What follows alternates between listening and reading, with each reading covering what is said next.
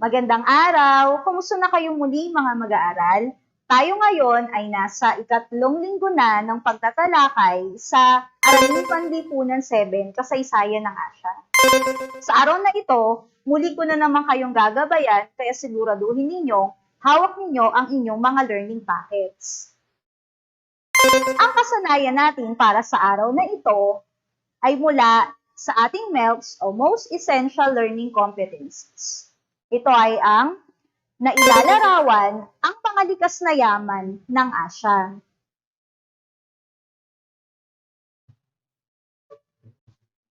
Kabilang sa matututunan mo para sa araw na ito ay una, nailalarawan ang mga anyong lupa at anyong tubig na matatagpuan sa Asya. Ikalawa, natutukoy ang pangalikas na yaman na matatagpuan sa Asya. Unahin natin ang mga bulubundukin na matatagpuan sa Asya. Ang bulubundukin ay tumutukoy sa mga hanay ng mga bundok. Isa sa halimbawa ng bulubundukin sa Asya ay ang Himalayas. Isa sa pinakatanyag na bulubundukin ay ang Himalayas, na may habang umaabot sa 2,414 kilometers o 1,500 miles.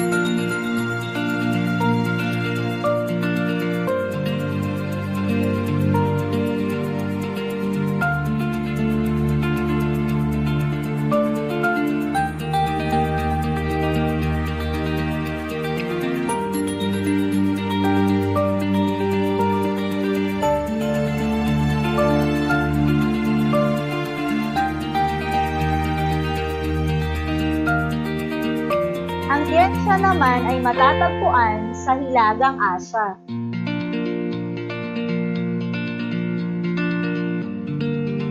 Ghats na matatagpuan sa Timog Asya.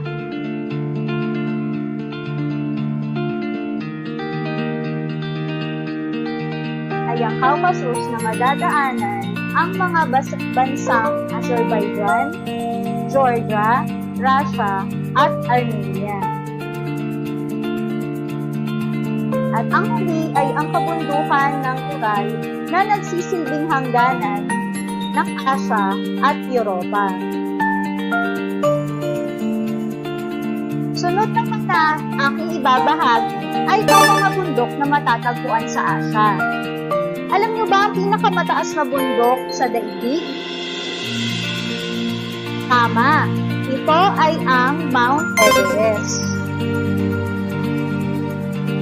Ang Mount Everest ang pinakamataas na bundok sa buong mundo. Ito ay may taas na halos 8,850 meters.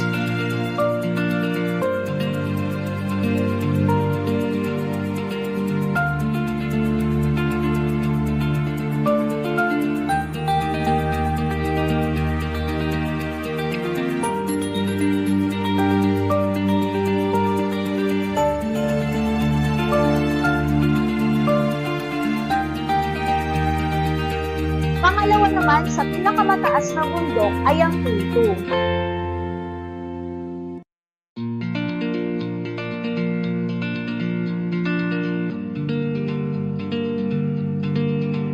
Ang mga nasabing bundok ay kapwa nakahanay sa bulubundukin ng Himalayas. Tukuyin naman natin ang mga halimbawa ng bulkan na matatagpuan sa Asya.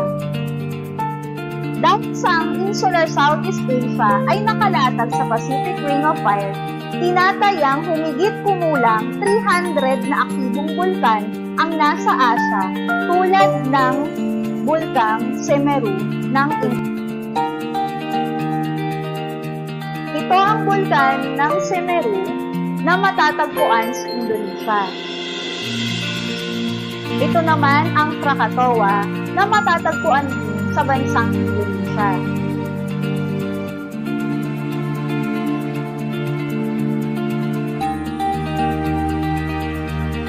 Ito naman ang Mount Fuji ng Japan.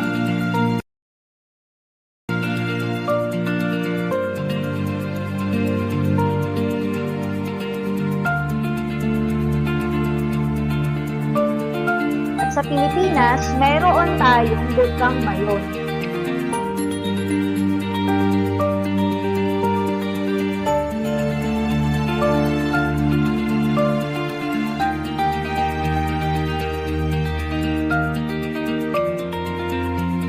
At ang Bulkang Taal.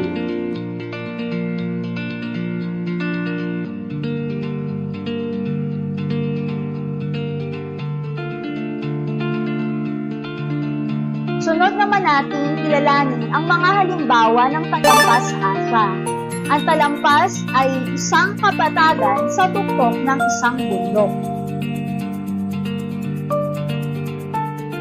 Isa sa halimbawa ng talampas sa Asia ay ang Tibetan Plateau na itinuturing na pinakamataas na talampas sa buong mundo.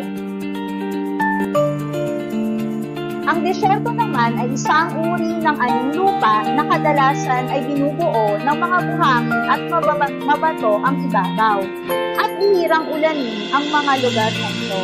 Sige nga, magbalik tayo sa nakaraang aralin. Anong rehiyon sa Asia ang may katangiang pisikal na kadalasan ay mabuhangin, mabato o may mga desyerto? Tama! Kanlurang Asia. Ilan sa mga halimbawa ng desyerto na matatagpuan dito ay ang Gobi Desert na siyang pinakamalaki sa Asia at pang-apat sa buong mundo ay isa lamang sa mga desyertong matatagpuan sa Mongolia. Ito din ang tinuturing pinakamalamig na desyerto sa Asia.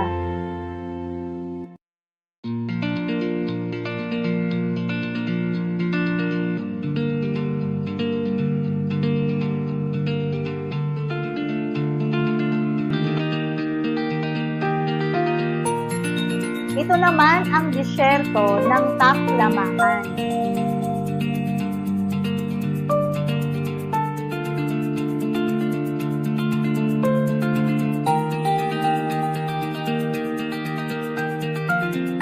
At disyerto ng Karakum.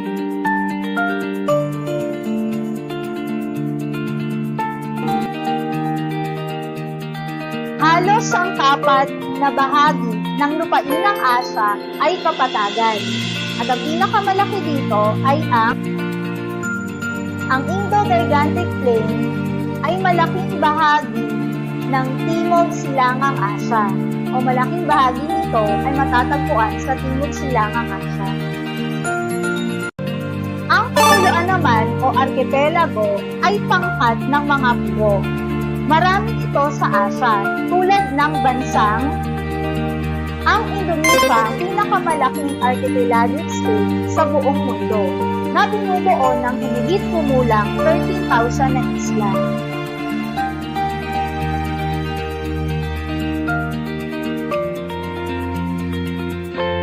Ang Japan ay may tuturing din bilang isang archipelago. At ang bansang Pilipinas.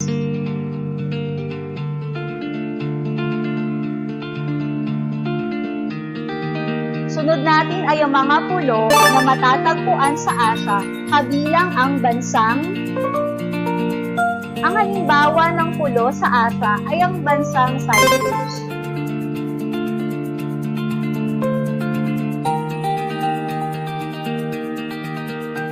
Sunod ay ang Sri Lanka.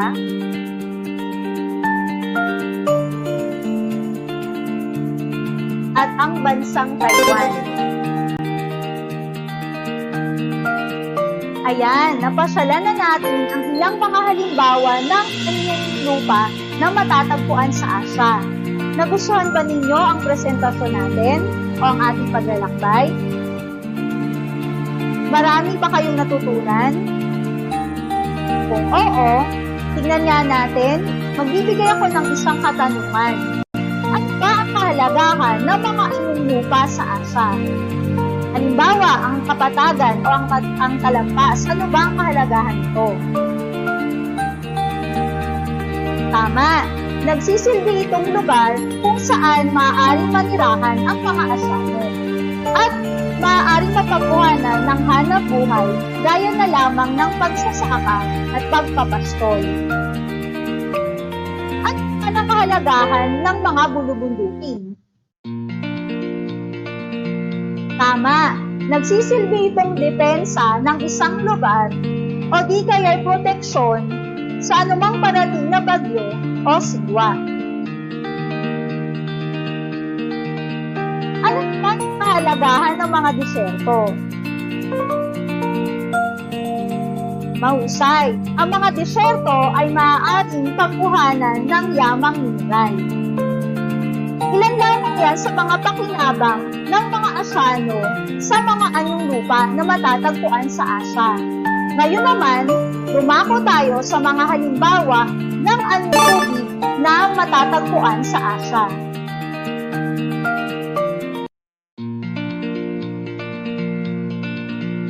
Unahin na natin ang mga karagatan at dagat. Ang mga ito ay malawak na katubigang alat. Sa hilaga ng Asya, matatagpuan ang Artiko. Karugtong ng karagatang ito ang mga dagat ng silangang Siberia, Laptev, Tara at Barents. Sa katimugan naman ng Asya, matatagpuan ang karagatang Indian. Karugtong ng karagatang Indian ang Red Sea. Makikita naman sa silangan ng Asya ang karagatang Pasipiko, ang pinakamalalim na karagatan sa buong mundo. Karugtong nito ang dagat ng China, East China Sea at Japan Sea. Sa hilagang kanluran naman ng karagatang Pasipiko, matatagpuan ang Marianas Trench. Dumako naman tayo sa mga ilog na matatagpuan sa Asya. Ito ay anyong tubig na dumadaloy mula sa mataas na lugar tulad ng bundok, pababa sa lawa o dagat. Kaya sumasanib din ang iba nito sa mas malaki pang ilog.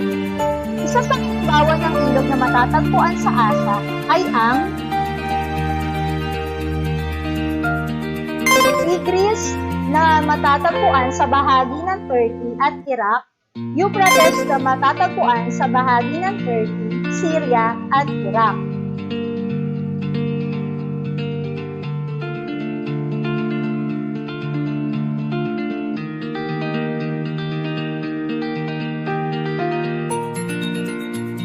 Sunod naman ay ang ilog ng Ganges sa hilagang India at Bangladesh matatagpuan.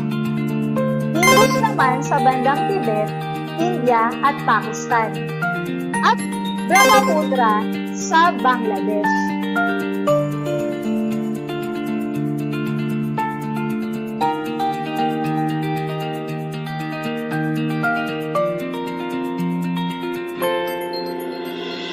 Sunod naman ay ang Irrawaddy na matatagpuan sa Myanmar. Ang lawa ay malawak na anyong tubig na nakakulong sa lupa. May dalawang uri ng lawa, ang maalat at tabang. Maraming malalawak na lawa na may tubig alat at napagkakamalang dagat. Halimbawa nito ay ang mga Red Sea, Aral Sea, Caspian Sea, at Lake Baikal. naman na matatagpuan sa Russia ang pinakamalawak at pinakamalalim na lawang tabang sa mundo. Ang Tibet ay isang makitid na katubigan na nag-uugnay sa dalawang mas malaking anyong tubig. Halimbawa nito ay ang Kipot ng Bering,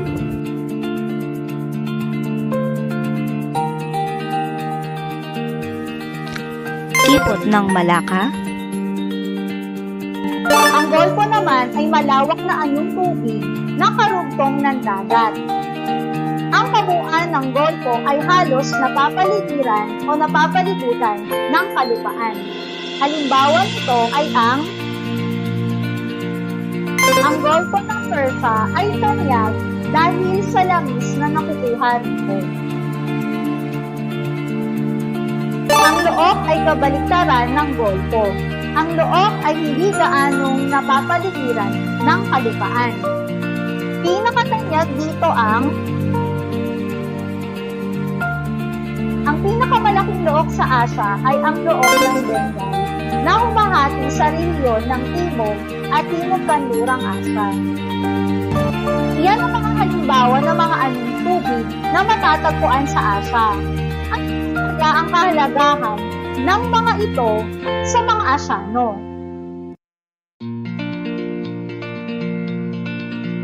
Tama, ang mga anyong tubig ay napagkukuhanan ng hanap buhay ng mga Asyano gaya ng pangisda.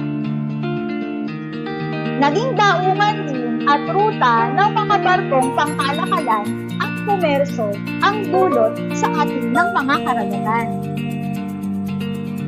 Bukod dito, naging lungduyan ng kabiasnan ang ilang mga halimbawa ng ilog na matatagpuan sa Asya. Ayan, marami na kayong nalaman tungkol sa mga anyong lupa at anyong tubig na matatagpuan sa Asya. At bilang halimbawa nito, yung mga likas na yaman na matatagpuan sa Asya. Sa susunod naman nating aralin ay tutuklasin natin ang ilang pang mga likas na yaman sa Asya na matatagpuan sa bawat rehiyon nito. Sa kabuuan, ang Asya ay biniyaan ng mga likas na yaman.